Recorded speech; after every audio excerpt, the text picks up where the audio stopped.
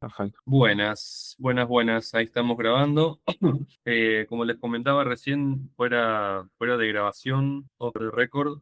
Bueno, hoy estoy particularmente en el primer día de una gripe, con fiebre, dolor de cuerpo y demás. Así que bueno, no creo que vayamos a estar las 2 horas todo el rato. Voy a ver hasta dónde puedo llegar. Pero bueno, les decía, ¿no? Quería avanzar de todos modos un rato porque la vez pasada, hace 15 días, ya habíamos suspendido, entonces no quería empezar como a suspender cada 15 días y no quería perder el hábito, que ustedes tampoco lo pierdan y que no pierdan el entusiasmo. Entonces la idea es eso, encontrarnos hasta donde me dé el cuerpo y como es, bueno, eso, para no perder el hábito, para no perder la costumbre, le vamos a dedicar un ratito a esto, ¿no? Nosotros hoy la idea era meternos con el capítulo 3, ¿sí? Que son las desventuras de la conciencia nacional. ¿No? La vez pasada vimos el capítulo 2 que tenía que ver con la grandeza y las debilidades del espontaneísmo, donde básicamente una de las conclusiones a las que llegamos, creo, ¿no? O al menos yo pretendía llegar, tenía que ver con que el espontaneísmo hay que finalmente organizarlo, ¿no es cierto? No alcanza solamente con apoyar con cierta actitud el espontaneísmo, sino que ese espontaneísmo hay que aprovecharlo, hay que sacarle fruto, hay que sacarle jugo, pero hay que organizarlo también. Y la organización quizá estaría bueno que venga de parte de los dirigentes, podríamos decir, ¿no es cierto? De los distintos partidos con vocación nacional, ¿sí? Pero también habíamos visto cuáles son muchas de primero, cuáles eran las distintas instancias del ciclo revolucionario, ¿no? Porque esta idea de la espontaneidad tiene que ver con la espontaneidad justamente de un alzamiento de insurrección que derivaba en un acto revolucionario, específicamente un acto revolucionario de guerrillas, ¿no? Pero donde siempre, de alguna forma, eso iba teniendo ciertos ciclos, ¿sí? Ciertas etapas. Una de las primeras etapas tenía que ver con que cuando surge al principio, ¿no? Un tiempo después de la independencia, donde vuelve la represión, viene un primer momento de alzamiento espontáneo, rebelión, en distintos focos, sobre todo de la periferia de los países. Bueno, acá habla mucho con el concepto de subdesarrollados. Podríamos incorporar el concepto de Dussel, que son los países periféricos, ¿no? En contraposición a los países centrales, que básicamente es una nueva forma de llamar a lo que antiguamente se llamaba países desarrollados, países subdesarrollados, países del primer mundo, países del tercer mundo, ¿no? Y después en el medio se metió este concepto de países en vías de desarrollo, bueno, en fin, ¿no? Pero la idea es poder llamarlos, pienso yo, ¿no? Que quizás es más adecuado llamarlos países del centro o países de la periferia, ¿no? Entonces, en los países de la periferia, cuando se produce espontáneamente un alzamiento revolucionario, se va dando en muchos pueblos, ¿no? Que también forman parte de la periferia nacional, porque una cosa es la periferia global y otra cosa también es la periferia nacional, ¿sí? O sea, dentro de lo que es en el ambiente geopolítico internacional y global tenemos centro y periferia, pero también al interior del país tenemos centro y periferia, ¿no? Lo que uno podría decir las capitales y el campo, ¿no? La metrópoli sudamericana versus el interior del país, ¿sí? Donde está el campesino, donde está el indígena, etcétera, ¿no?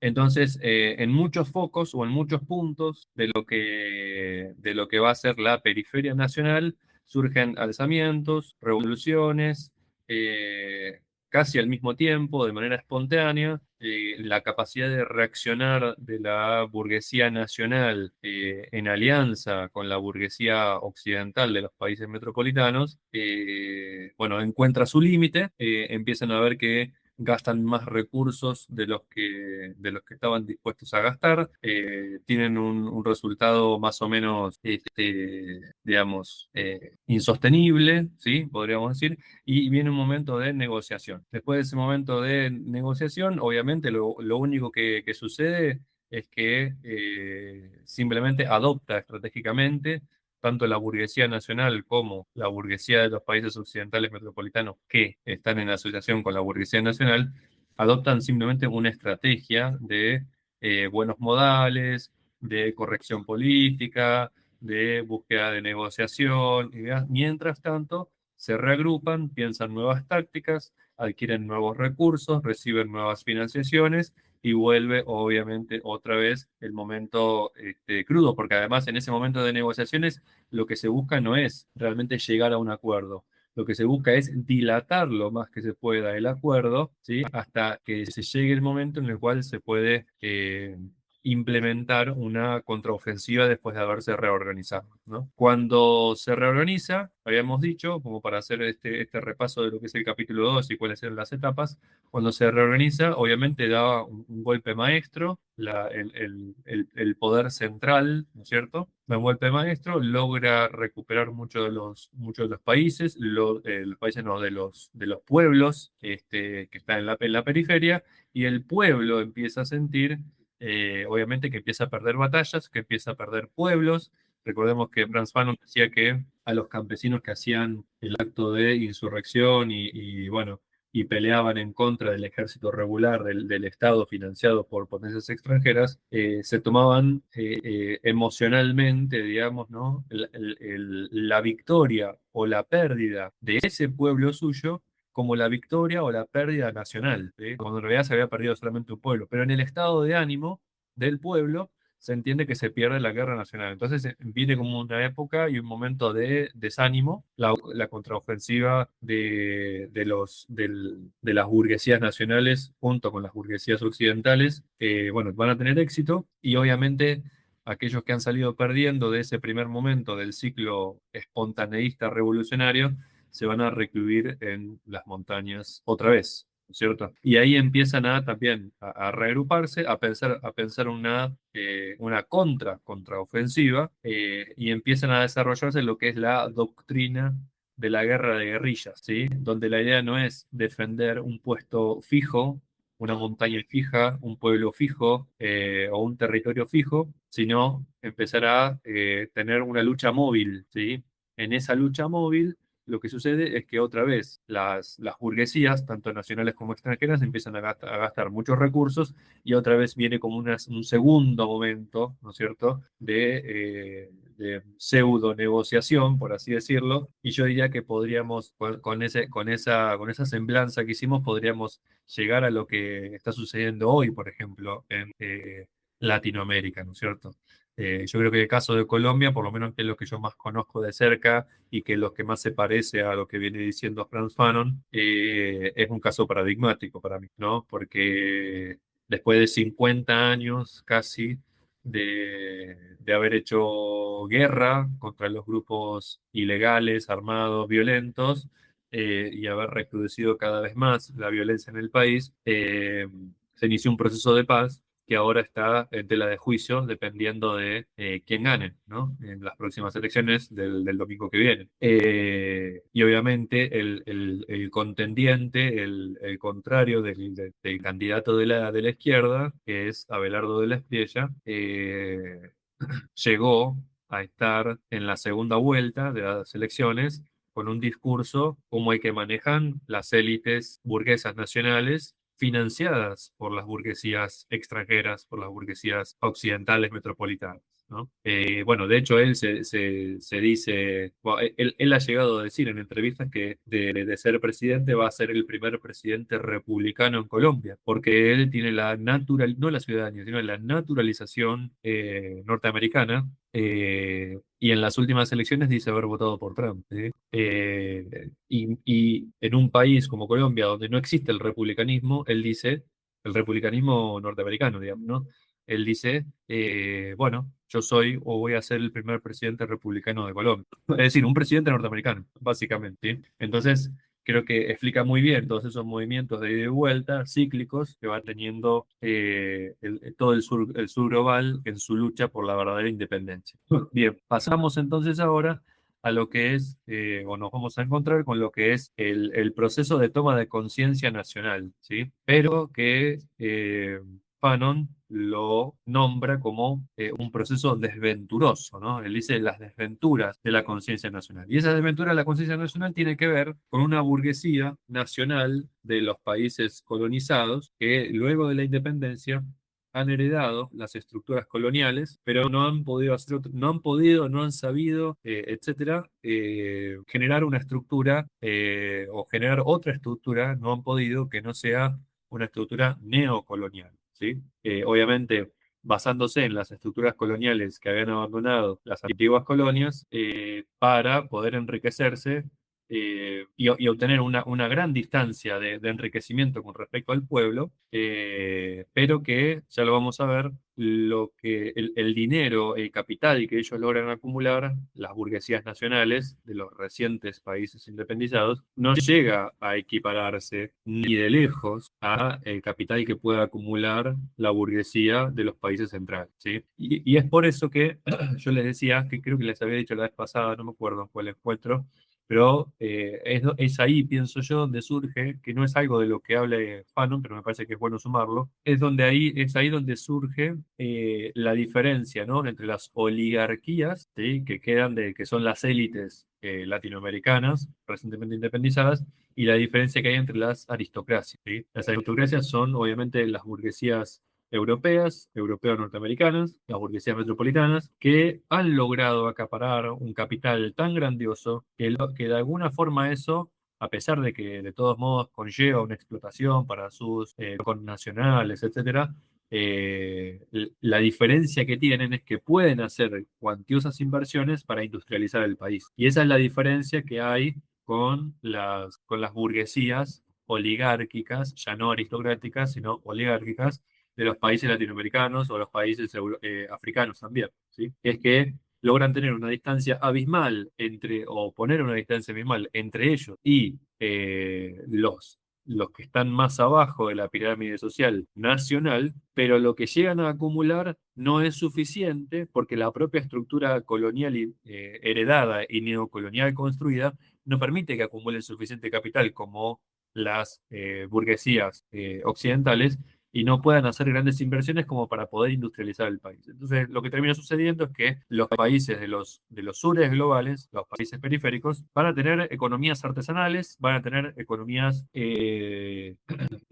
basados en la exportación de la materia prima, ¿sí? Y van a tener economías donde más del 60 o el 70% de la masa trabajadora de esos países tienen trabajos informales. Y eso quiere decir que no hay una gran estructura laboral que logre de alguna forma industrializar y llevar al desarrollo del país, porque la mayoría son trabajadores informales. Bien, entonces, dicho esto, vamos a comentar lo siguiente, ¿sí? Porque ya planteamos como el terreno general. Todo eso, todo esto que nosotros, para ampliar un poquito ese terreno general, todo esto que estuve comentando recién de lo que puede y no puede hacer, por ejemplo, económicamente, la burguesía nacional que hereda la estructura colonial y neocolonial, también se va a trasladar al plano político, ¿sí?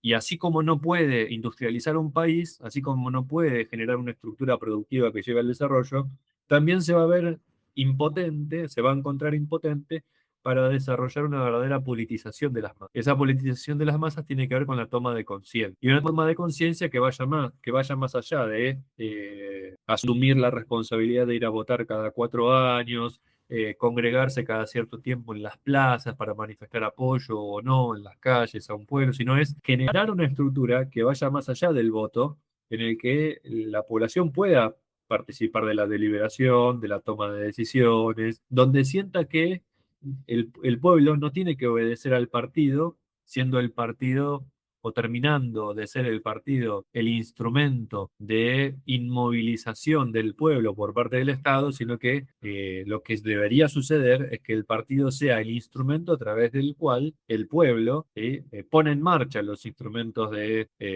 o los mecanismos, mejor dicho, del Estado para su propio progreso, ¿no? Y todo eso no puede suceder porque también la nueva burguesía nacional en su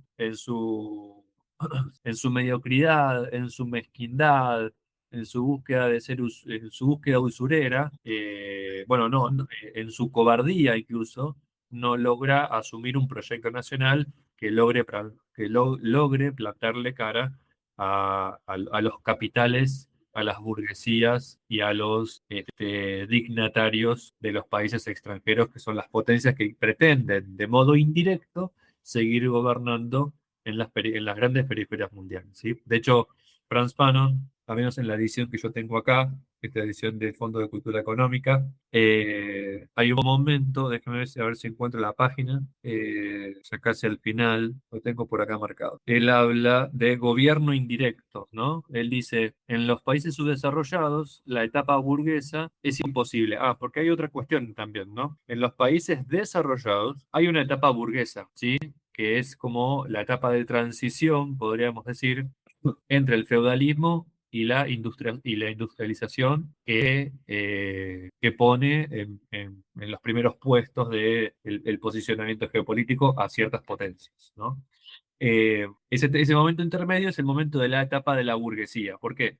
Porque son los burgueses los que hacen la Revolución Francesa, son los burgueses los que hacen la Revolución Industrial y logran industrializar por medio del acaparamiento de grandes capitales. Y no solamente acaparamiento de grandes capitales en términos productivos, porque producen mucho y pueden vender mucho, sino que incluso hay una etapa anterior al capitalismo industrial, que es el capitalismo dinerario, ¿sí? Donde se hacen de mucho dinero a través de metales preciosos como el oro, la plata, el cobre, que los extraen, obviamente, con su extractivismo a través del saqueo del descubrimiento de América. Es con ese capital dinerario que después logran motorizar el proceso de industrialización y el proceso en el cual se empieza a empezar a acumular capital industrial a través de la alta manufactura de mercancías con alto valor agregado, ¿sí? Y eso lo pueden hacer porque habiéndose hecho primero de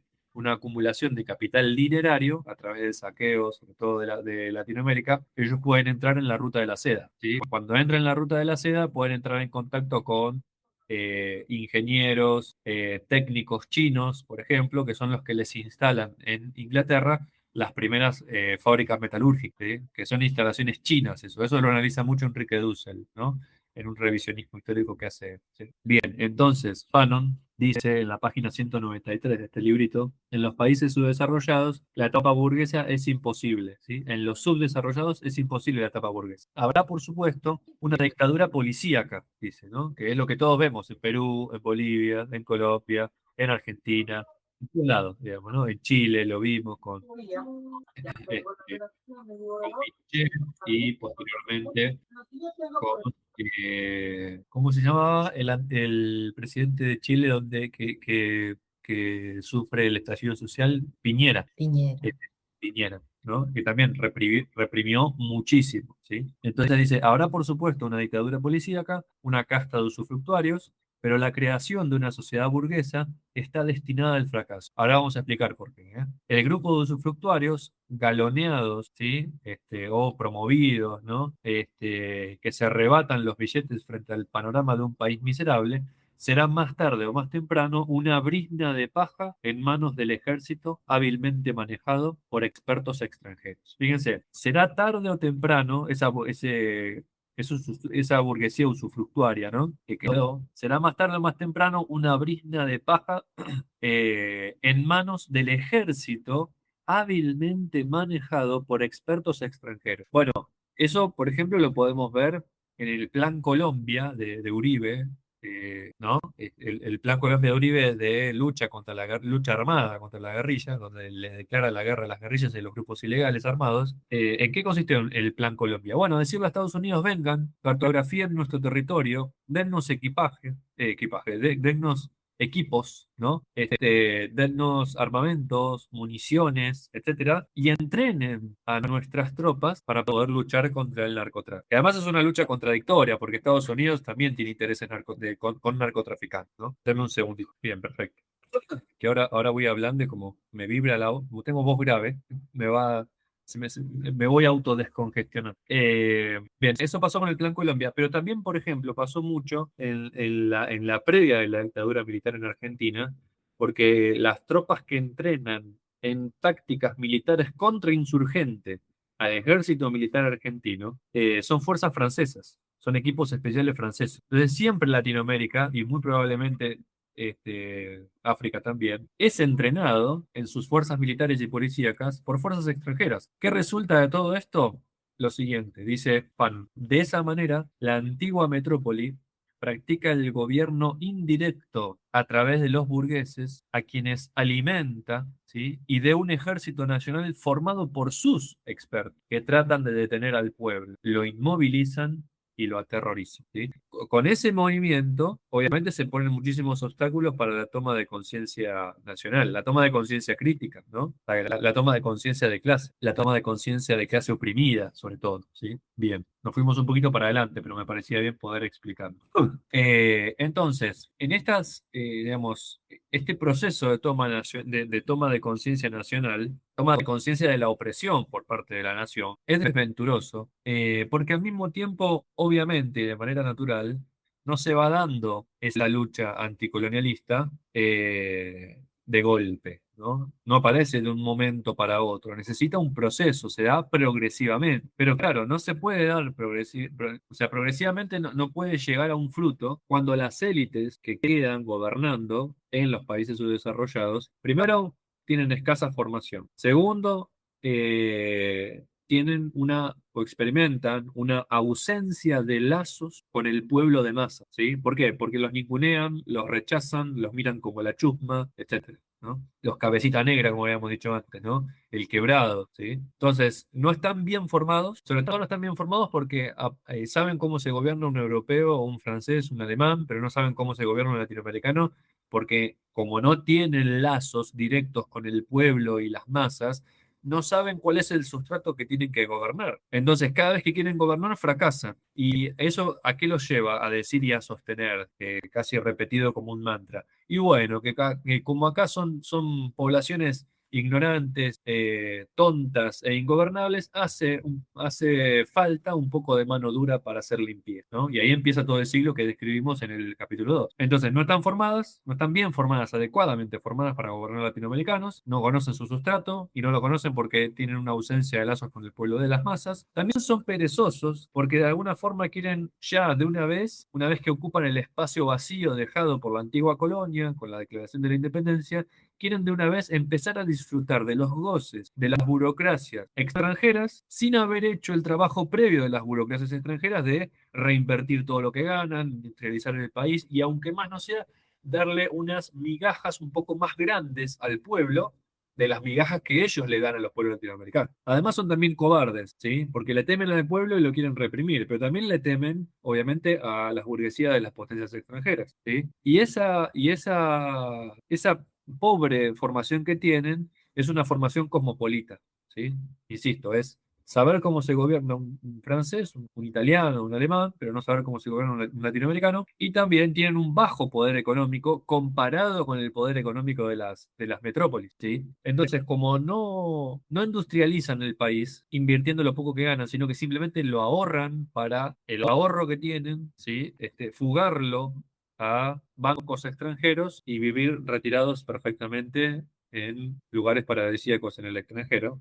Claro, así nunca salen de una desventaja en su poder económico comparado con las, ¿sí? Entonces empiezan a depender de las metrópolis para poder financiarse incluso, porque ellos mismos montaron una estructura neocolonial en alianza con las potencias extranjeras, que lo único que genera es una transferencia de riqueza de los sures a los norte, ¿sí? ¿Cómo es esto de la transferencia de riquezas? No lo explica Franz Fanon, digamos, pero en lo que está diciendo él está implícito eso. El que lo explica obviamente es Marx, y el que lo explica muy bien, adaptado a la mentalidad latinoamericana, el que explica muy bien eso que explica Marx, pero adaptado a la mentalidad latinoamericana es Dussel, ¿sí? En las 16 tesis de economía política. Esa transferencia de riqueza no es que me obligan a mí, los obligan a ustedes a transferirle dinero, ¿no? Cuando uno dice transferencia no tiene que imaginarse, bueno, te transferí una plata de una cuenta a la otra. Es simplemente una condición de desventaja estructural en la cual el país subdesarrollado queda cada vez más subdesarrollado o inmovilizado en ese subdesarrollo,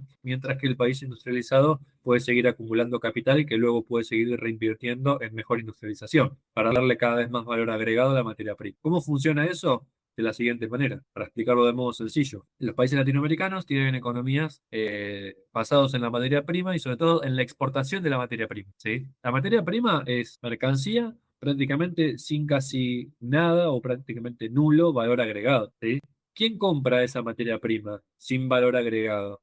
Los países industrializados. ¿Por qué? Porque son, a través de su industrialización, los que pueden agregar valor a la mercancía. ¿Y dónde venden esa mercancía con valor agregado? ¿Solamente en su propio país? No, nos lo venden a nosotros. Entonces nosotros exportamos, o sea, nosotros vendemos barato porque vendemos materia prima y ellos nos revenden a nosotros caro porque nos devuelven la materia prima, pero ya bajo la forma de mercancía con alto valor agregado, ¿sí? Y esa lógica entre país subdesarrollado o país periférico versus, o sea, con el país central o desarrollado, es la misma lógica, digamos, se reproduce esa lógica al interior del país propio subdesarrollado. Entonces, es la clase media y la que, sobre todo la clase alta, la que logra que se le transfiera, ¿sí?, los recursos de abajo hacia ellos que están arriba, bajo la misma lógica, ¿sí? ¿Por qué la misma lógica? Y bueno, porque ellos contratan mano de obra barata, ¿sí?, y extraen alta plusvalía, ¿sí?, un alto margen de ganancia. ¿Por qué? Porque son ellos los que exportan, explotando y pagando poco, pagando la materia prima del trabajador, que es su fuerza de trabajo. El trabajador tiene solamente materia prima que vende. ¿Cuál es esa materia prima? Su fuerza laboral, su tiempo, su energía corporal y mental, que es mal paga y consumida con muchas horas, ¿sí? Bien, y eso que producen, que tiene bajo valor agregado, es exportado a precios internacionales por sus patrones. Entonces también hay una transferencia hacia adentro de la nación entre los que menos tienen hacia los que más tienen. Bueno, todo eso lleva a desventuras trágicas, dice Franz Fanon, ¿sí? Bien, dice en otro fragmentito, para seguir explicando cuál es el carácter y el talante la característica de esta burguesía nacional que es oligárquica, y ya habíamos dicho, ¿no? Cobarde, perezosa, digamos, sin lazos con el pueblo, mal formadas, etcétera. Sigue diciendo Fanon, ¿no? Estas debilidades y los peligros graves que encierran, o sea, las debilidades de la burguesía nacional, ¿no? De las oligarquías nacionales, pongamos por caso para nosotros latinoamericanos, ¿no? Son el resultado histórico de la incapacidad de la burguesía nacional de los países subdesarrollados para racionalizar la praxis popular, es decir, descubrir su razón, ¿sí? Cuando uno habla de racionalizar la praxis popular es poder politizar al pueblo, ¿sí?, poder elevar su intelectualidad, su juicio crítico, su conciencia de oprimido y elevar su valentía para poder insubordinarse frente a las potencias extranjeras. Sigue diciendo, es también el resultado de la pereza de la burguesía nacional, de su limitación, de la formación profundamente cosmopolita de su espíritu, ¿no? Lo que comentábamos antes. Finalmente dice Fanon, los cuadros universitarios y los comerciantes que constituyen la fracción más ilustrada del nuevo Estado se caracterizan, en efecto, por su escaso número, su concentración en la capital y el tipo de sus actividades. Por ejemplo, negocios, explotaciones agrícolas, profesiones liberales, ¿no? Es decir, esa burguesía nacional tiene cuadros. Cuando habla de cuadros va a decir, bueno, son grupos más o menos organizados. A eso se refiere con cuadro, ¿no? Cuando uno arma un cuadro político, por ejemplo, está organizando al pueblo para que se eduque, comprenda cómo funciona la política, comprenda la política internacional, la geopolítica, etcétera, y trate de tener prácticas acorde con eso, digamos, ¿no? Entonces, cuando dice que los cuadros burgueses son básicamente cuadros universitarios y de comerciantes, ¿sí? Que además son la fracción más ilustrada del nuevo Estado, pero ilustrada ni siquiera en el sentido positivo, porque, insisto, esa ilustración que tienen, esa formación académica que tienen, no es otra que una formación cosmopolita, es decir, no sirve para el pueblo latinoamericano, ¿sí? O sea, la única manera que les salga bien es si borran del mapa a todos los campesinos, los indígenas, el lumpenproletariado que hablamos la vez pasada, etcétera, si los borran a todos y traen europeos para acá, que es un poco lo que intentaron hacer algunos próceres argentinos que tenían una frase muletilla, que ellos decían, ay, ¿quién era? Bueno, hoy estoy mal corporalmente, entonces me afecta un poco la memoria, pero creo que era Sarmiento que decía, gobernar es poblar. como si Argentina fuera, si pueden lo busquen gobernar es poblar en internet ahí, búsquenlo y me dicen quién fue. Argentino que dijo gobernar es poblar.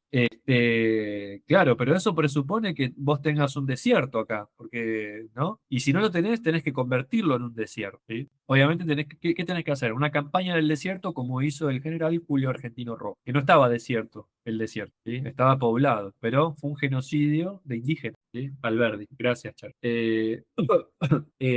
Claro, Juan Bautista Alberdi, que Alberdi fue el redactor de lo que se conoce como bases y condiciones, ¿sí? Para la nueva nación argentina o algo así, que va a ser el texto piloto, ¿sí? Que después le va a dar lugar o va a ser la base y la matriz de lo que fue la primera constitución argentina, ¿sí? La primera Carta Magna argentina. Él escribió el texto llamado así cortamente Bases y Condiciones, ¿sí? Para el gobierno de la Argentina. Claro, y es él el que acuñó esa frase, ¿no? Gobernar es poblar. Es así, es como mataron gran cantidad de indígenas y claro, trajeron un montón de inmigrantes, franceses, italianos, alemanes, españoles, etcétera. Por eso después el tonto expresidente argentino, Alberto Fernández, llegó a decir en público, explicándole no me acuerdo a quién, no sé si a una delegación brasilera o algo así. Dice, claro, ustedes junto con el resto de los latinoamericanos salieron de la selva y nosotros vinimos de los barcos, ¿no? Nefasto, nefasto. Bien, entonces, claro, esa burguesía básicamente es esa, ¿no? Cuadros universitarios y comerciantes, que son una pequeña fracción ilustrada, ¿sí? No son un gran número, se concentran solamente en las capitales, y esa concentración en las capitales es lo que hace que tengan una ausencia de lazos, ¿no? Con el pueblo y las masas, ¿no? Y claro, no hay industriales ni financieros, sobre todo. Y cuando van a aparecer los financieros, son financieros extranjeros, ¿sí? O que trabajan con extranjeros, como sucede hoy en Argentina. Hoy en Argentina, la mitad del equipo económico de Javier Milei, la mitad del equipo económico de Javier Milei que lleva adelante la política económica de la Argentina, son ex empleados de JP Morgan, por ejemplo, ¿sí?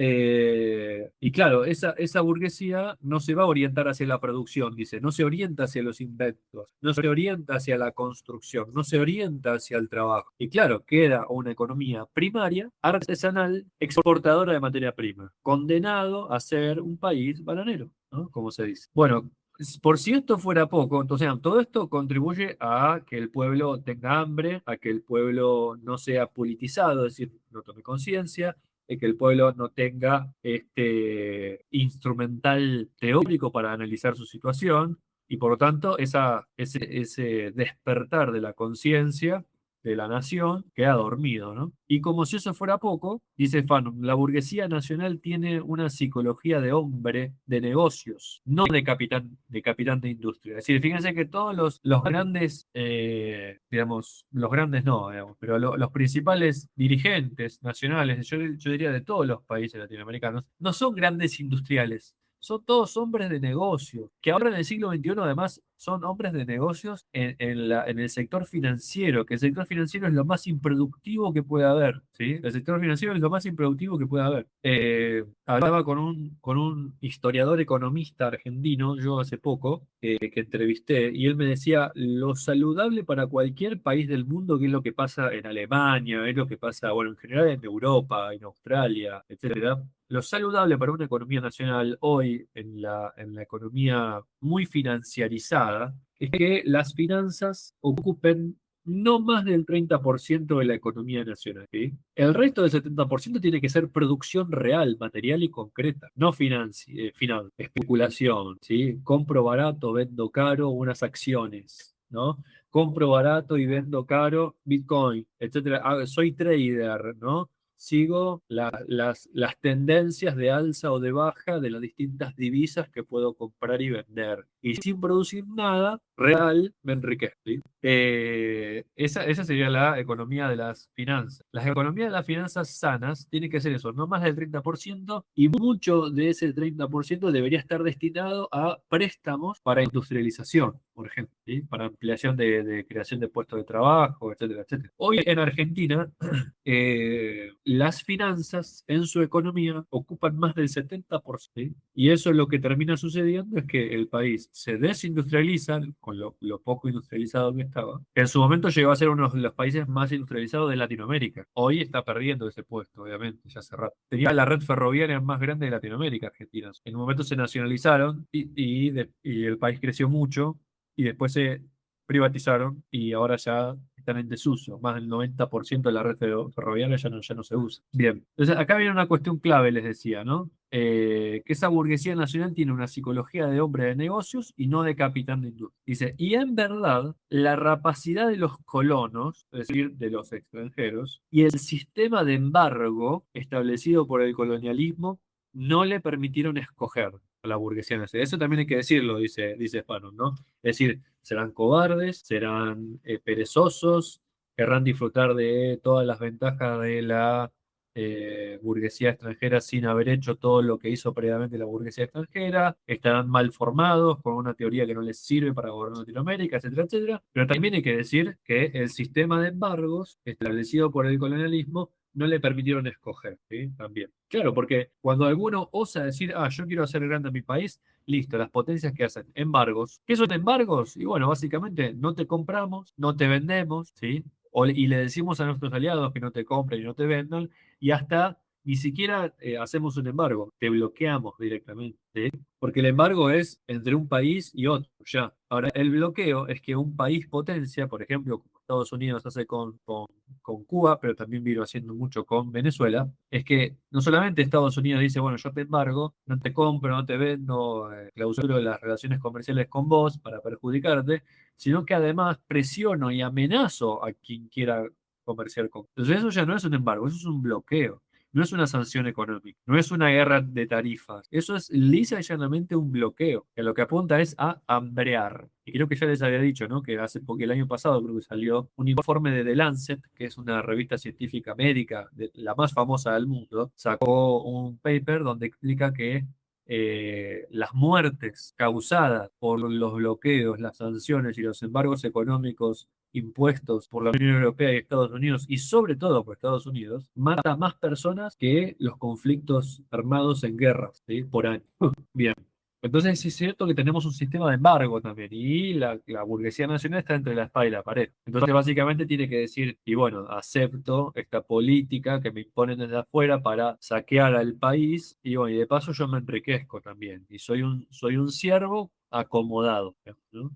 Y bueno, y me salvo yo, ya que no puedo salvar al país, me salvo yo. No tienen espíritu de mártires, digamos, ¿no? Obviamente. Por eso dice Fanon que en el sistema colonial una burguesía que acumula capital es imposible, ¿sí? Que acumula capital como la burguesía norteamericana, la burguesía europea, ¿sí? Sigue diciendo Fanon, en un país subdesarrollado, una burguesía nacional auténtica, escuchen esto, ¿eh? Una burguesía nacional auténtica debe ir a la escuela del pueblo, es decir, poner a disposición del pueblo el capital intelectual y técnico que ha extraído en su paso por las universidades coloniales. ¿Sí? Decimos, ya que fuiste afuera y te formaste, compartí ese conocimiento, pero no, no lo hace. ¿Sí? Veremos cómo, dice Fanon, desgraciadamente, la burguesía nacional se desvía frecuentemente de ese camino heroico y positivo, fecundo y justo para emprender, con el alma tranquila, el camino terrible por antinacional, de una burguesía clásica, de una burguesía burguesa, irisa, estúpida y cínicamente burguesa, ¿no? Es la burguesía por la burguesía misma, no es la burguesía que busca la industrialización. Sigue diciendo, ¿no? Cuando se interroga a esos partidos acerca del programa económico del Estado que propugnan, ¿sí? Por ejemplo, no sé, hoy, una Keiko Fujimori, por ejemplo, ¿no? Un Abelardo de la Espriella, un Milei, ¿no? Cuando se les interroga a esos partidos acerca del programa económico del Estado que propugnan sobre el régimen que se proponen instaurar, se muestran incapaces de responder porque precisamente ignoran en absoluto todo lo que se refiere a la economía de su propio país. Se viralizó en Argentina una entrevista que le hicieron a Milei, se la hizo, busquen si quieren, Chiche Helblum, así como suena Chiche Helblum, donde el periodista le pregunta a Milei, para explicar un poco esto de que esas élites ignoran en absoluto todo lo que se refiere a la economía de su propio país. Le preguntaron, ¿cuánto vale un litro de leche? No sé, tío, yo no hago las compras. Así respondió, ¿ok? ¿Cuánto vale un boleto de colectivo? No sé. ¿Cuánto vale un boleto de subte o tren? No sé. No sabía nada de los valores que maneja su propio pueblo. Y él dijo, yo no estoy para esas cosas. ¿Cómo que no estás para esas cosas si estás para la economía del pueblo? Bueno, así es que está llevando políticas teóricamente buenas para él, pero en la cual ayer Argentina volvió a batir un récord de empresas cerradas en un periodo presidencial. Ya lo había roto, y ahora lo rompió su propio récord. ¿Sí? Son como entre 25.000 y 30.000 empresas se perdieron desde que él asumió, ¿sí? Hace 2 años, hace menos de 2 años. ¿Sí? Es terrible, ¿sí? Es terrible. Y a continuación de eso, bueno, lo que ya habíamos dicho, ¿no? Me anoté acá, porque ya me adelanté, ¿no? Antes, pero lo repetimos. Entonces, con eso en mente, solamente pueden forjar, dice, una economía de materias primas, es decir, cacahuate, cacao, aceitunas, palma, aguacates, piñas, trigo, soja, carne. Nada más, ¿sí? Y claro, son los herederos, de alguna forma, ¿no? de los privilegios de la etapa colonial, ¿sí? Y simplemente se limitan, dice Fanon, a asumir el rol de meros intermediarios. ¿Intermediarios entre quién? Entre la oligarquía nacional, que explota al pueblo, y la aristocracia burguesa extranjera, que explota a la oligarquía. ¿Sí? Nacional. Esa es la estructura neocolonial, ¿sí? Avanzamos un poquito y fíjense lo que dice Fanon. Bien, dice, la burguesía nacional descubre como misión, la burguesía nacional de los países subdesarrollados, ¿no? Nuestras burguesías. La burguesía nacional descubre como misión histórica la de servir de intermediario. Como se ve, no se trata de una vocación de transformar a la nación, sino prosaicamente de servir de correa de transmisión a un capitalismo reducido al camuflaje y que se cubre ahora con la máscara neocolonialista. La burguesía nacional va a complacerse sin complejos y muy digna con el papel de agente de negocios de la burguesía occidental, es decir, la burguesía extranjera. Ese papel lucrativo, esa función de pequeño gananciero, esa estrechez de visión, esa ausencia de ambición, simbolizan la incapacidad de la burguesía nacional para cumplir su papel histórico de burguesía. El papel histórico de burguesía es, en las burguesías extranjeras, industrializar el país. Acá no lo industrializan. ¿Sí? No solamente porque no pueden, sino porque tampoco quieren. No quieren asumir ese rol heroico, digamos, ¿no? Y arriesgar su pellejo. La burguesía nacional, entonces, dice, sigue a la burguesía occidental en su lado negativo y decadente, sin haber franqueado las primeras etapas de explotación e invención que son, en todo caso, un mérito de esa burguesía occidental. Es decir, toman lo peor de la burguesía occidental y no toman lo mejor, ¿sí? Lo peor tiene que ver con sentarse a disfrutar de haber saqueado al pueblo, básicamente. ¿Sí?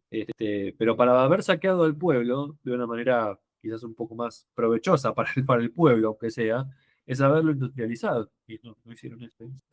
Fíjense, en su aspecto decadente, sigue diciendo, la burguesía nacional será considerablemente ayudada por las burguesías occidentales, ¿sí? Que se presentan como turistas enamorados del exotismo, la caza, de los casinos. Fíjense a qué se reduce nuestras burguesías. La burguesía nacional, pongamos por caso latinoamericana, organiza centros de descanso y recreo, curas de placer para la burguesía occidental. Esta actividad tomará el nombre de turismo y se asimilará circunstancialmente a una industria nacional. Se hace pasar por industria nacional, la industria del turismo, ¿no? Dice, si se quiere una prueba de esta eventual transformación de los elementos de la burguesía ex colonial en organizadores de fiestas para la burguesía occidental, vale la pena evocar lo que ha pasado en América Latina. Ahí ya la nombra explícitamente, Juan, ¿sí? ¿Qué pasó en América Latina? Bueno, los casinos de La Habana, los casinos de México, los casinos de la playa de Río, las jovencitas brasileñas o mexicanas, las mestizas de 13 años, Acapulco, Copacabana, son los estigmas de esa actitud de la burguesía nacional. Y clara que la tiene, ¿no? Sigue diciendo, como no tiene ideas, la burguesía latinoamericana, como está encerrada en sí misma, aislada del pueblo, mimada por su incapacidad congénita para pensar en la totalidad de los problemas en función de la totalidad de la nación, la burguesía nacional va a asumir el papel de gerente de las empresas occidentales y convertirá a su país prácticamente en lupanar de Europa, ¿sí? Obviamente todo eso ahoga y atenta contra la toma de conciencia nacional, porque con hambre no se puede pensar, y así es como se hambrea a la región, ¿sí? Fíjense, otra característica de esa burguesía que atenta contra la toma de conciencia nacional. No reinvierten los beneficios, dice, ¿sí? Solo hacen atesoramiento, dice Fanon. Y a continuación comenta, el colonialismo no explota casi nunca la totalidad del país, obviamente porque no lo industrializa, ¿no? Porque no le conviene tampoco industrializar. Se contenta con algunos recursos naturales que extrae y exporta a las industrias metropolitanas, permitiendo así una relativa riqueza por sectores, mientras el resto de la colonia continúa, si no lo ahonda, su subdesarrollo y su miseria, ¿sí? Después de la independencia, los nacionales que habitan las regiones prósperas, fíjense esto, ¿eh? Esto para pensar Lima, por ejemplo, ¿no? Para pensar Bogotá y Medellín, para pensar Buenos Aires. Después de la independencia, los nacionales que habitan las regiones prósperas toman conciencia de su suerte y por un reflejo visceral y primario se niegan a alimentar al resto de los nacionales, ¿sí? Bien. Vamos un poquito más adelante. Se fue.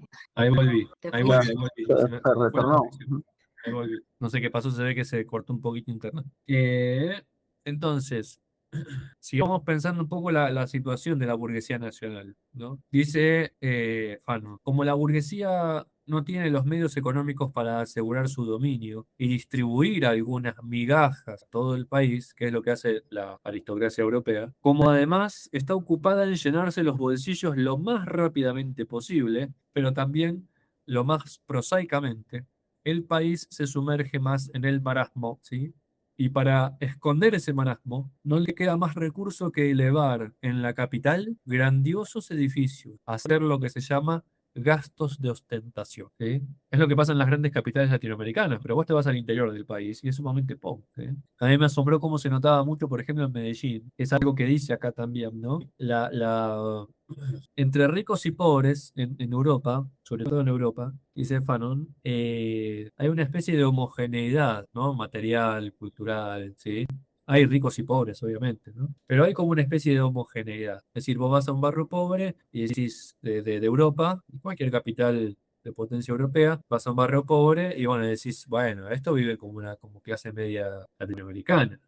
Bueno, al contrario, en Latinoamérica, y yo eso lo vi mucho en Medellín, podés encontrar rápidamente segmentos de la ciudad con una ostentación enorme y haces 5 o 6 cuadras más y te encontrás con que vos decís, acá, ¿qué me pasa? Me roban, me desvalijan, ¿no? Aparece ese prejuicio occidental, ¿no? Empieza a haber calles sucias, qué sé yo, ¿no? Casas sin terminar, ladrillos a la vista, techos de chapa. Y bueno, aparece obviamente el prejuicio colonizado que también muchas veces tenemos nosotros. Bien, entonces, avanzando otro poquito, a ver si podemos redondear alguna idea, porque yo ya estoy terrible, ya no puedo con la nariz.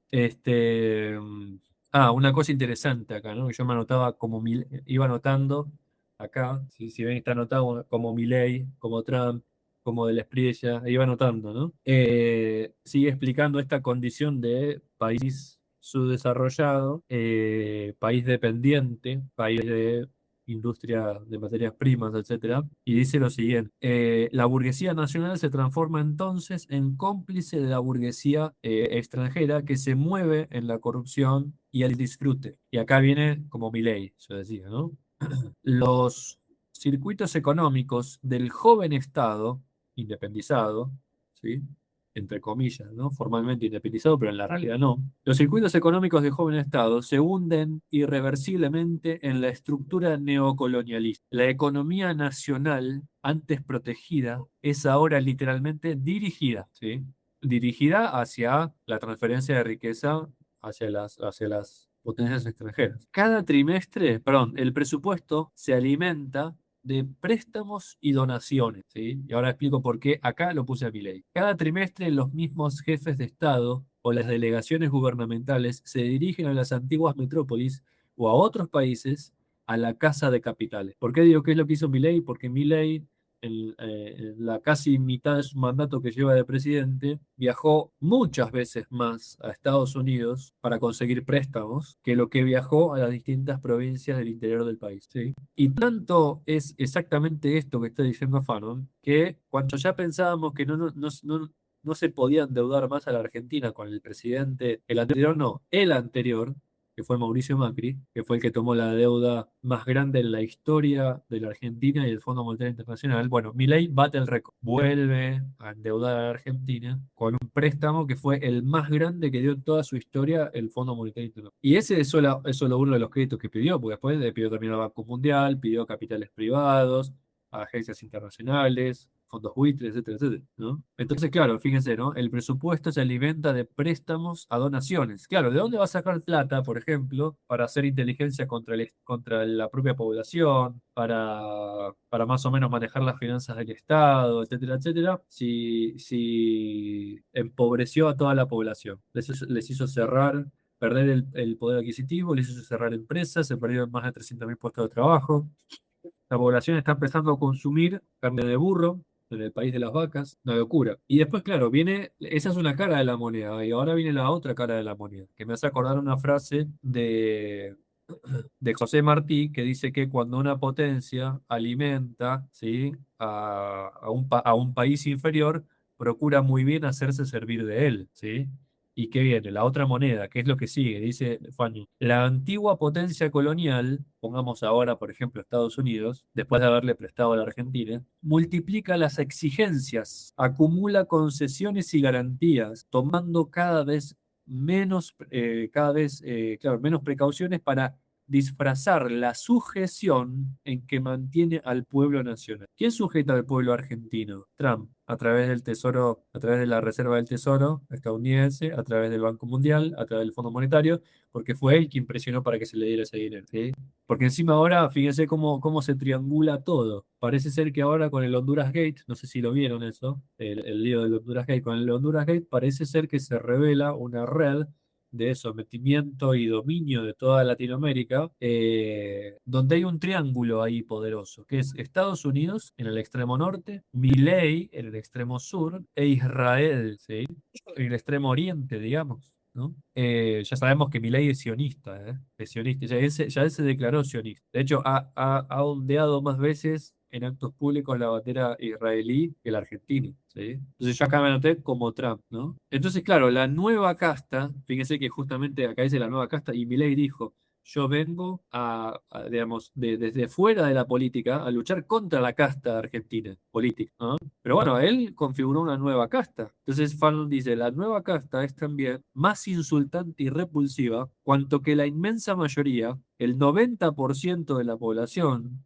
siguen muriéndose de hambre. Es exactamente lo que está sucediendo en Argentina hoy. El enriquecimiento escandaloso, rápido, implacable de esa casta va acompañado de un despertar decisivo del pueblo. Ojalá surja eso en Argentina, ¿sí? De una toma de conciencia prometedora de violencias futuras. Claro, o sea, obviamente, como toma conciencia del pueblo en semejantes condiciones, esa toma de conciencia viene, digamos, acompañado de algún estallido social. Y obviamente que bajo el gobierno de Milei, la nueva casta se enriquece escandalosamente, implacablemente, ¿sí? La propia hermana de Milei ya está acusada por cobrar el 3% de coimas, ¿sí?, dentro de una de las secretarías de salud de la Argentina. El vocero presidencial y actual jefe de gabinete de Milei está acusado por enriquecimiento en apenas dos años, donde se compró mansiones con cascadas, y la explicación que da es que esa plata le apareció de una inversión que había hecho de unos Bitcoin, que le había quedado la información en un pendrive que justo ahora casualmente encontró, ¿sí? Bien, es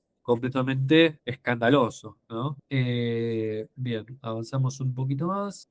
Y acá viene recuperamos lo del gobierno indirecto, ¿sí? Ah, perdón, acá me noté otra cosa, Plan Colombia, ¿sí? Les cuento por qué lo asocié con eso, ¿no? Acá Fanon dice lo siguiente, en estos países pobres, subdesarrollados, donde por regla general la mayor riqueza se da al lado de la mayor miseria, que es lo que yo veía en Medellín, ¿no? La mayor riqueza se ve al lado de la mayor miseria, ¿sí? El ejército y la policía son los pilares del régimen. es lo que pasa en Colombia. ¿Sí? Un ejército y una policía que, otra regla que habrá que recordar, ¿sí? Otra regla histórica, ¿no? Están aconsejados por expertos extranjeros, que es lo que yo les comentaba, ¿sí? Y también les puse el caso argentino, ¿sí? Que fue previo a la dictadura militar, fueron entrenados por fuerzas de élite francesas, la última dictadura militar, ¿no? Entonces la burguesía nacional, dice, se vende cada vez más abiertamente a las grandes compañías extranjeras. A base de prebendas, el extranjero obtiene concesiones. Los escándalos se multiplican. Los ministros se enriquecen, ¿sí? Sus mujeres se convierten en cocots, ¿sí? Es decir, en vedettes, ¿sí? Que también pasa eso, el presidente Milei saliendo con vedettes, ¿sí? Poniéndose de novio con vedettes. La esposa del jefe de gabinete y ex vocero presidencial de Milei arreglándose toda la dentadura y toda la cara, ¿no? Entonces, los diputados maniobran, ¿sí? Y hasta el agente de policía o el agente aduanal participan en esa gran caravana de la corrupción. ¿Qué es lo que está pasando en Argentina? Escándalo tras escándalo tras escándalo de corrupción. ¿Sí? Bien, entonces, acá viene lo del gobierno indirecto, ¿no? Finalmente. En los países subdesarrollados, dice, habrá por supuesto una dictadura policíaca, una casta de usufructuarios, pero la creación de una sociedad burguesa está destinada al fracaso. El grupo de usufructuarios galoneados que se arrebatan los billetes frente al panorama de un país miserable, habíamos leído, será más tarde o más temprano una brizna de paja en manos del ejército hábilmente manejado por expertos. Así, la antigua metrópoli practica el gobierno indirecto a través de los burgueses, a quienes alimenta, y de un ejército nacional formado por sus expertos y que tratan de detener al pueblo, lo inmovilizan y lo aterrorizan. Claro, obviamente el pueblo así no puede tomar conciencia, ¿no? Y ahora vamos a la cuestión teórica, ¿sí? Que plantea Fan. Vamos a hacer un esfuerzo más. Dice, la cuestión teórica, esto es, saber si puede saltarse o no la etapa burguesa, que es lo que él dice, en Latinoamérica y en África hay que saltearse la etapa burguesa, porque esa burguesía es inservible. Ya lo ha demostrado después de 200 años que es inservible. La burguesía no va a llevar a la industrialización del pueblo, porque no es la burguesía extranjera, ¿sí? Del desarrollo del pueblo tiene que venir del pueblo, no va a venir de la burguesía. Perdamos de vista eso. Perón ya lo intentó en Argentina, porque el movimiento peronista, el movimiento justicialista, así se llama, ¿sí? Era un movimiento, así se define, de alianza interclasista, donde la burguesía estaba en la punta de lanza, otorgándole a través del gobierno de Perón muchos beneficios a los trabajadores de la mano obra nacional, ¿sí? Por eso durante el gobierno de Perón a los trabajadores se le dieron vacaciones pagas, se le dio el aguinaldo, ¿sí? Subsidios para enfermedades, se aumentó el salario mínimo, se habilitó la posibilidad de que los hijos de obreros participaran de la universidad pública sin ningún pago de cuota, etcétera. Un montón de cosas, un montón de avances que hizo Perón. Pero Perón eso lo hizo logrando una alianza, ¿sí? Con la burguesía nacional, ¿sí? Que le permitía hacer eso. El día que la burguesía nacional experimentó alguna crisis, le soltó la mano y le hizo un golpe de Estado. Y Perón al exilio. Y se proscribe el peronismo, ¿sí? Porque cuando vos haces alianzas con la burguesía oligárquica de los países subdesarrollados, tarde o temprano te dan un puñal por la espalda, ¿sí? Entonces, una burguesía tal y como se ha desarrollado en Europa, decíamos, ¿no? Ha podido, fortaleciendo su propio poder, elaborar una ideología. Esta burguesía dinámica, instruida, laica, ha realizado plenamente su empresa de acumulación de capital y ha dado a la nación un mínimo de prosperidad. Eso en las burguesías extranjeras. En los países subdesarrollados hemos visto que no hay verdadera burguesía, sino una especie de pequeña casta con dientes afilados, ávida y voraz, dominada por el espíritu usurero y que se contenta con los dividendos que le asegura la antigua potencia colonial, ¿sí? Y justamente porque es una oligarquía y no es una aristocracia, dice Fanon, no hay que combatir a la burguesía nacional en los países subdesarrollados porque amenaza frenar el desarrollo global y armónico de la nación. No hay que combatirla, hay que oponerse resueltamente a ella porque literalmente no sirve para nada, ¿sí? Esa burguesía mediocre trata de disfrazar esa mediocridad mediante construcciones prestigiosas en el plano individual. Esta burguesía, que se desvía cada vez más del pueblo en general, no llega siquiera a arrancar concesiones espectaculares a Occidente, ¿sí? O sea, no logran conseguir favores espectaculares que realmente hagan avanzar el pueblo, ¿sí? Bueno, te damos un poquito de tecnología más para que la materia prima que nos exportás nos llegue más rápido, pero incluso también ese es otro problema, es que la poca tecnología industrial que tiene Latinoamérica no es propia, no es desarrollo propio, se la compran los extranjeros, o sea, ganan por todos lados los extranjeros, nosotros perdemos porque compramos todo y vendemos muy poco, ¿sí?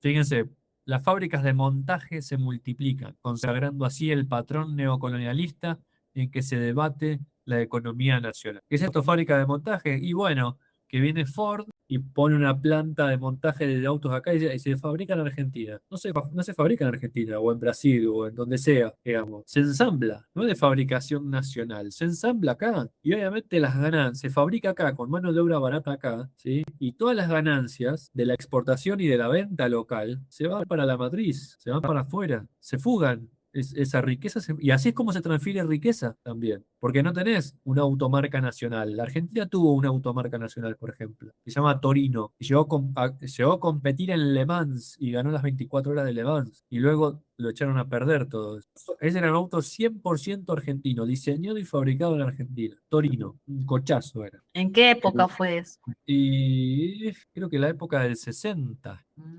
Creo que en la época entre el 50 y el 70, una cosa así, no me acuerdo.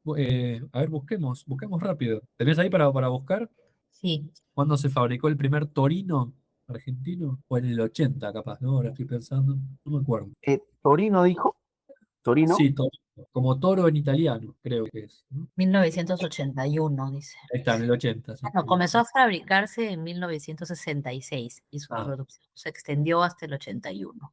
bien. Sí, entonces ven ahí, entre el 60 y el 80, 20 años. Participó de las 24 horas de Le Mans. Y si no recuerdo mal, lo ganó. Que después de la Fórmula 1 quizás es la competencia internacional automovilística más importante. Bueno, vamos a ir diciendo las últimas palabras porque ya tengo mucho escalofrío y ya me pica mucho de garganta. Vamos a seleccionar como para hablar acerca de la toma de, como vamos a decir algunas cosas que hacen falta para que se tome conciencia, ¿no? Bien, acá, primera cuestión. Bien, esto es importantísimo para poder saber cómo es que se hace una toma de conciencia nacional, una independencia económica y también una independencia política. Dice Fanon, si el poder quiere sacar al país del estancamiento y conducirlo a grandes pasos hacia el desarrollo y el progreso, tiene en primer lugar que nacionalizar el sector terciario, ¿sí? Nacionalizar comunismo, ¿sí? Yo tengo dos vacas y me quitan una para dársela a mi vecino. No, no es eso. Fíjense, lo aclara rápidamente Fan, 5 renglones más abajo. Dice, pero es claro que esa nacionalización no debe adquirir el aspecto de una rígida estatización. Nacionalización no es siempre estatización, ¿sí? Nacionalizar el sector terciario, dice Fanon, es organizar democráticamente las cooperativas de venta y de compra. Es descentralizar esas cooperativas interesando a las masas en la gestión de los asuntos públicos. Todo eso, como se ve, no puede realizarse sino politizando al pueblo, ¿sí? Politizarlo no es salir a hacer discursos de campañas electorales para enardecer la pasión colectiva del pueblo, ¿no? Y polarizar y qué sé yo. Politizar el pueblo es darle la ocasión al pueblo, los instrumentos y las estructuras institucionales, para que pueda participar en la toma de decisiones del destino del país, ¿sí? Del país o de la ciudad en la que vive, ¿sí? En los países escandinavos tienen un sistema de sorteo que se llama. Todo ciudadano en algún momento, por ejemplo, le va a tocar por sorteo participar de una asamblea de discusión en la que van a discutir, por ejemplo, qué se hace o qué no se hace con un río que pasa por la ciudad o por el pueblo. ¿Qué hacen o qué no hacen con los páramos? Si hacen o no hacen fracking, etcétera, etcétera, ¿sí? Eso se llama participación ciudadana por sorteo. O el sistema también se llama como los citizen juries, ¿sí? El jurado ciudadano. ¿Vieron como cuando a veces en Estados Unidos para un juicio público llaman a civiles para que formen parte del jurado y los abogados le hablan al jurado, no le hablan al juez? ¿Vieron eso? Bueno, lo mismo, pero nada más que para decidir si alguien es culpable o no en un juicio. Lo mismo, esa estructura es igual para tomar decisiones acerca del futuro económico de la ciudad, del departamento, de la provincia o del país, ¿sí? Y claro, ahí los ciudadanos se ven obligados a participar en la discusión, buscar información, escuchar ponencias de expertos para después votar y tomar decisiones, deliberar, etcétera. Y no solamente las deliberaciones de los políticos, del Congreso, del Parlamento o lo que sea.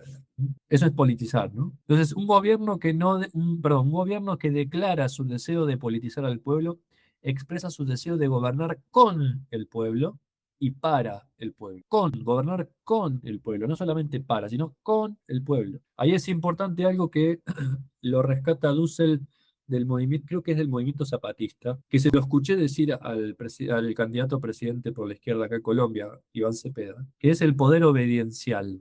Así se lo llama, el poder, el ejercicio del poder obediencial. Aquellos que mandan obedeciendo, como dicen los zapatistas, ¿sí? Es decir, ponerse en actitud de escucha del pueblo y gobernar no según lo que él y un grupo de tecnócratas deciden, sino escuchar lo que el pueblo quiere y hacer caso al pueblo, ser un ejecutor de la voluntad del pueblo. Pero para eso hay que crear instituciones e instrumentos para detectar cuál es la voluntad que el pueblo expresa, ¿no? Sigue diciendo, no debe ser un lenguaje destinado a camuflar una dirección burguesa. Los gobiernos burgueses de los países capitalistas han superado desde hace tiempo esa fase infantil del poder. Fríamente gobiernan con ayuda, fíjense, acá está diciendo algo malo, ¿no? Obviamente de las burguesías extranjeras para con sus propios conciudadanos. Esas burguesías extranjeras fríamente, que obviamente no buscan la politización del pueblo, gobiernan con ayuda de sus leyes, de su poder económico y de su policía, ¿sí? No están obligados a perder su tiempo en actitudes demagógicas, como está haciendo ahora de la Espriella o como hizo seguramente Keiko Fujimori, ¿no? Gobiernan, dice, en su propio interés y tienen el valor que les da su poder. Han creado una legitimidad y confianza en su derecho. La politización entonces de masas se propone no infantilizar a las masas, sino hacerlas adultas. Esto nos conduce a determinar, dice Fanon, el papel del partido político en un país subdesarrollado. Es decir, ¿cuál es el papel de un partido político en un país subdesarrollado? Dice, hemos visto en estas páginas cómo, con mucha frecuencia, espíritus simplistas, pertenecientes por lo demás a la naciente burguesía, no dejan de repetir que en un país subdesarrollado, la dirección de los asuntos por un poder fuerte, una dictadura, es una necesidad. Obviamente nada de politizar el pueblo. En esta perspectiva se encarga el partido de una misión de vigilancia de las masas. El partido se añade a la administración y a la policía y controla a las masas, no para asegurarse su participación real en los asuntos de la nación, sino para recordarles constantemente que el poder espera de ellas obediencia y disciplina. Fíjense, ¿no? Los embriones de partidos de oposición que buscan politizar el pueblo son liquidados a palos y pedradas. Los candidatos de la oposición ven sus casas incendiadas. La policía multiplica las provocaciones. Eso se vivió en Colombia, ¿sí? En Colombia exterminaron a un partido entero democrático que no se había alzado en armas. Los masacraron, es el genocidio de la Unión Patriótica, así se llama, búsquenlo en Colombia, ¿sí? Entonces, para el pueblo, el partido no debe ser la autoridad, sino el organismo a través del cual ejerce su autoridad y su voluntad como pueblo, que es lo que yo les decía, ¿no? Eso es lo que implica gobernar con y para el pueblo. Ya casi estamos terminando, como por lo menos para cerrar esta idea. ¿Qué pasa cuando el partido se confunde con el poder? ¿Sí? Explica Fanon. Si el partido se confunde con el poder, ser militante del partido equivale a tomar el camino más corto para lograr fines egoístas, para tener un puesto en la administración, para subir de grado, cambiar de escalón, lo que se conoce como hacer carrera. La creación de direcciones regionales dinámicas detiene el proceso de macrocefalia de las ciudades, ¿sí? Fíjense lo que dice, la creación de direcciones regionales, es decir, salir de las capitales latinoamericanas, ¿no? Irse a las regiones, a las periferias. Si se hace eso, si se crean direcciones regionales dinámicas, el resultado es que se detiene el proceso de macrocefalia de las ciudades, ¿sí? Es decir, el proceso de alienación mental sería, ¿sí? La afluencia incoherente, fíjense, y también se detiene la afluencia incoherente de las masas rurales hacia las ciudades, que es lo que vemos, ¿no?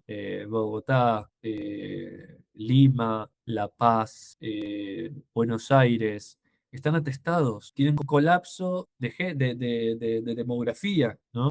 Crecen para arriba y claro, en un mismo cantidad de metros cuadrados, de kilómetros cuadrados, crecen para arriba, los kilómetros cuadrados son los mismos, pero para arriba crecen y crecen y crecen, y claro, después estamos todos hacinados, hay embotellamientos, trancones, como le dicen acá en Colombia, ¿no? Y fíjense, ¿no? Criticando, dice Fanon, el sueño de todo ciudadano es ir a la capital, cortar un trozo de queso. Las localidades son abandonadas, las masas rurales, sin encuadrar, o sea, sin formarse un cuadro político en las masas rurales, sin educación y sin sostén, se alejan de una tierra mal trabajada y se dirigen hacia las periferias de las ciudades, los famosos asentamientos, ¿no? Inflando desmesuradamente el lumpen proletariado, ¿sí? Que ya habíamos explicado la otra vez qué significaba. Bien, para poder decir algunas palabras finales entonces, y ahora sí cerro. Bien, contra el prejuicio de que el pueblo es ignorante, es bruto, es tosco, no sabe, no puede aprender y qué sé yo, ¿sí? Vamos a decir lo siguiente, dice Fanon, es necesario antes que nada desembarazarse de la idea muy occidental, muy burguesa y por tanto muy despreciativa de que las masas son incapaces de dirigirse. Él pone el ejemplo del pueblo argelino, no argentino, sino de Argelia. ¿Sí? Dice, el pueblo argelino, esa masa de hambrientos y analfabetos, esos hombres y mujeres sumergidos durante siglos en la oscuridad más terrible, se han sostenido contra los tanques y los aviones, contra las bombas incendiarias y los servicios psicológicos, pero sobre todo contra la corrupción y el lavado de cerebro, contra los traidores y los ejércitos nacionales del general Belou, sé que es un general famoso dictatorial, supongo, del pueblo argelino, que no conozco, hay mucho en la historia de Argelia, ¿no? Dice, pero el grupo, la aldea, comprende con una rapidez desconcertante. Él dice, los pueblos pueden comprender con una rapidez que uno se sorprendería. Si se habla, pero pueden comprender, dice, escuchen esto, ¿no?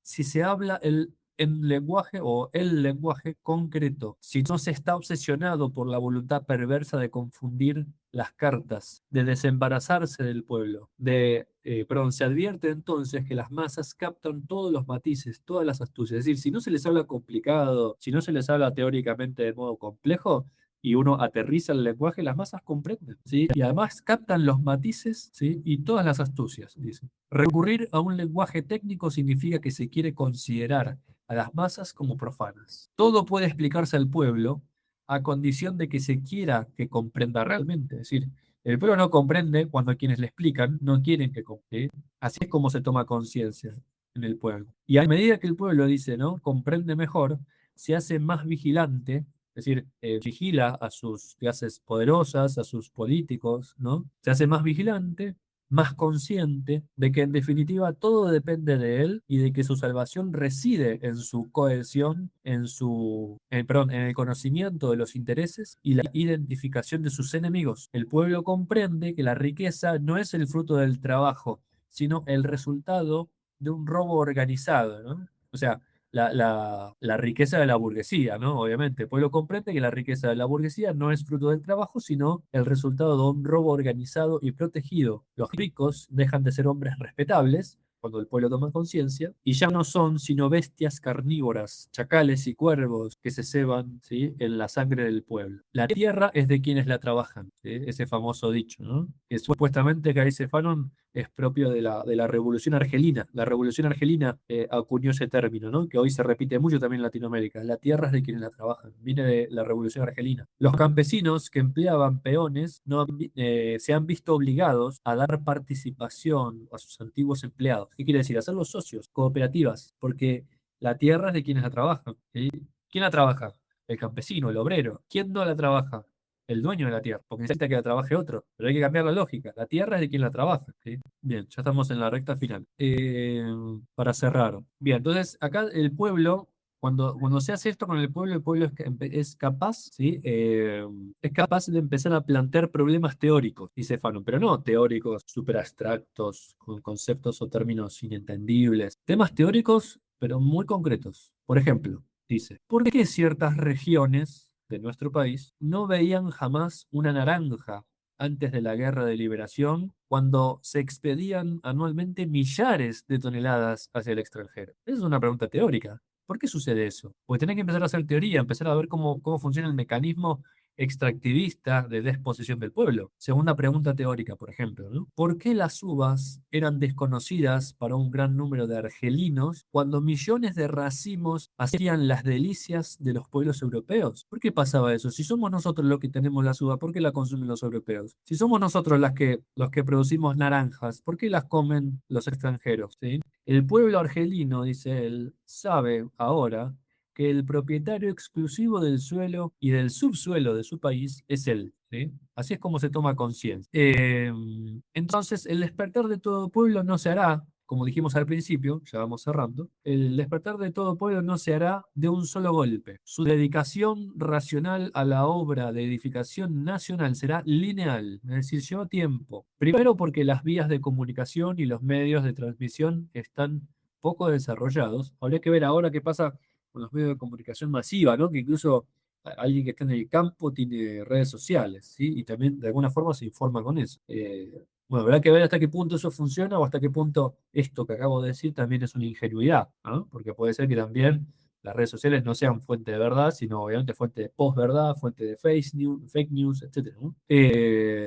Dice, porque la temporalidad debe dejar de ser la del instante o de la próxima cosecha para convertirse en la del mundo. Es decir, los pueblos tienen que tomar conciencia de que ir hacia el desarrollo no es a ver a quién votamos dentro de los próximos 4 años, ¿sí? El desarrollo va a llevar a lo mejor 70, 80, 90 años, ¿sí? Entonces, tiene que haber una temporalidad lineal, yo diría, no de corto plazo, sino de mediano y quizás más todavía de largo plazo. Bien, así es como el pueblo puede lograr básicamente la toma de conciencia, ¿no? Y acá viene una cosa interesante que tiene que ver con lo del mundial, ¿no? Con lo que estoy promoviendo para mañana, que ya hay casi 30 inscriptos para mañana, que son las clases gratuitas antimundialistas de filosofía. Fíjense, ¿no? Tiene que ver con lo del mundial, también que la crítica que yo le quiero hacer al mundial. Dice, a la juventud de los países subdesarrollados se les ofrecen casi siempre distracciones de los países industrializados, ¿sí? Mundial. No, bueno, TikTok, lo que quieran ahí, ¿no? K-pop, lo que se les ocurra. Normalmente, en efecto, existe homogeneidad, dice él, entre el nivel mental y material de los miembros de una sociedad y los placeres que brinda esa sociedad. Hay una correlación, ¿no? En los países europeos. Pero, dice, en los países subdesarrollados, la juventud dispone de distracciones pensadas para la juventud de los países capitalistas. Y esas distracciones tienen una acción nefasta, dice, ¿sí? Por eso el comisario para la juventud, dice Fanon, debe depender institucionalmente del Ministerio de Trabajo, que debe trabajar en estrecha colaboración con el Ministerio de Planificación, ¿sí? Y acá fíjense que pone el ejemplo de la juventud africana, pero yo diría también la juventud latinoamericana. La juventud africana, y añado, y latinoamericana, no debe dirigirse a los estadios, sino al campo y a las escuelas. El estadio no es un sitio, dice Fanon, de exhibición instalado en las ciudades, sino un espacio en medio de las tierras que se siembran, que se trabaja y se ofrece a la nación, ¿no? Pensemos en el Mundial de Sudáfrica, ¿no? Por ejemplo, tanta pobreza y haciendo un mundial. El político africano, dice, o podríamos decir latinoamericano también, no debe preocuparse por formar deportistas, sino hombres conscientes que además sean deportistas. Pero primero hombres conscientes. No sé, por ejemplo, una medida política, educativa. No podés jugar en primera, ¿sí? De tu país, sería una posible medida, ¿no? Si antes no terminás, por lo menos el colegio secundario, ¿sí? Y si necesitas, te damos un subsidio para que lo termines. De preferencia, no jugás en primera si no tenés un estudio universitario, supongamos, ¿no? También siendo un poco más ambicioso. Dice Fanon, si se forman deportistas nacionales y no hombres conscientes, pronto se contemplará la podredumbre del deporte por el profesionalismo y el comercialismo, que es lo que pasa hoy con el Mundial. El Mundial no es un evento deportivo hoy, el Mundial es un evento mercantil, es un evento político, racista, xenófobo. Entonces la tarea más importante, dice Fanon, es comprender en todo momento lo que sucede en el país, es decir, comprender lo que sucede en el país. Insisto, no venir con teorías extranjeras a querer aplicarlas acá, hay que comprender al país. No hay que cultivar lo excepcional, no hay que buscar al héroe, ¿sí? No hay que buscar otra forma de líder, dice Fanon. Lo que hay que hacer es elevar al pueblo, ampliar el cerebro del pueblo, llenarlo, diferenciarlo, humanizarlo. Ser responsable en un país subdesarrollado es saber que todo descanso, ¿sí? Perdón, que todo descansa, en definitiva, en la educación de las masas, en la elevación del pensamiento, en lo que suele llamarse demasiado apresuradamente politización. Se cree, entonces, con una ligereza criminal, que politizar a las masas es dirigirlas episódicamente. ¿Sí? Perdón, vuelvo a leer. Con frecuencia se cree con una ligereza criminal que politizar a las masas es dirigirles episódicamente un gran discurso político. Y eso no es politizarlo. Entonces, en definitiva, y con esto cerramos, ¿qué es politizar a las masas? Que de eso depende la toma de conciencia nacional. Bueno, politizar a las masas es lo siguiente, es dedicarse con todas las fuerzas a hacer comprender a las masas que todo depende de ellas, que si nos estancamos es por su culpa, y si avanzamos también es por ellas, que no hay demiurgo, es decir, un creador, que no hay hombre ilustre, un salvador, ¿no? Un hombre ilustre responsable de todo. Es decir, aquí, vamos a votar al que nos va a llevar al progreso. No, es el propio pueblo que tiene que ir al progreso. Dejar de esperar que venga El Salvador para votarlo, ¿no? Dice, y que el demiurgo, ¿no? O el creador, el hacedor, no es un político, no es un líder único, no es un mesías, es el pueblo. Y que las manos mágicas no son, en definitiva, sino las manos del pueblo. Para realizar esas cosas es necesario descentralizar al extremo, ¿sí? No hay que estatizar, hay que nacionalizar democráticamente, ¿sí? El respeto de ese principio es la garantía de la salvación, ¿sí?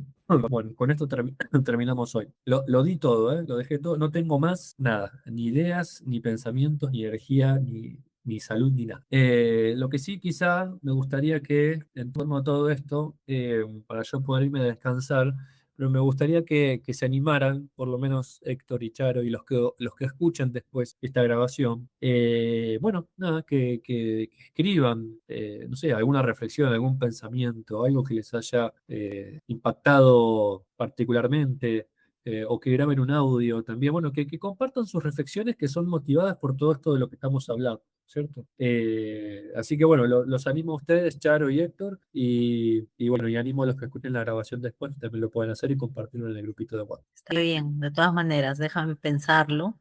Sí, sí, claro, Estado- claro, ¿no? Ha estado muy interesante todo, ¿verdad? Al Ajá. comienzo me deprimí y después ya con las alternativas ya voy.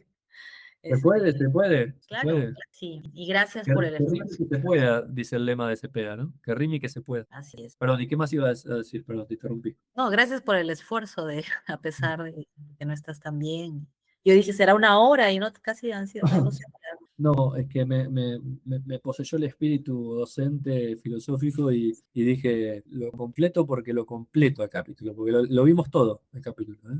Eso veo, eso veo. Lo vimos todo, así que ahí les dejo lo mejor de mí.